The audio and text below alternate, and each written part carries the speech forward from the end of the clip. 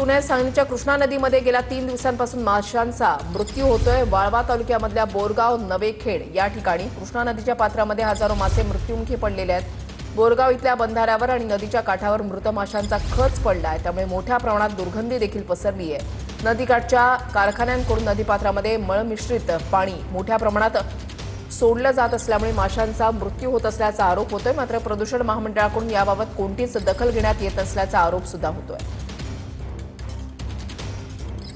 रायगडच्या खालापूर तहसील कार्यालयामधील अधिकारी कर्मचारी वेळेमध्ये उपस्थित राहत नसल्याचा आरोप मनसेने केलाय।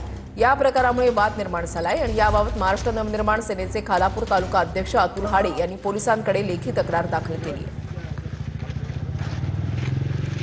चंद्रपूर जिल्ह्यामधील 3 काँग्रेस नेत्यांचा भाजपमध्ये प्रवेश झालाय। माजी आमदार अविनाश वारजूरकर, माजी जिल्हा परिषद अध्यक्ष सतीश वारजूरकर आणि शंकरपूरचे सरपंच साईश वारजूरकरांचा भाजपमध्ये प्रवेश झालाय। भाजप प्रदेशाध्यक्ष रवींद्र चव्हाणांच्या उपस्थितीमध्ये काँग्रेसचे नेते हे भाजपमध्ये आले।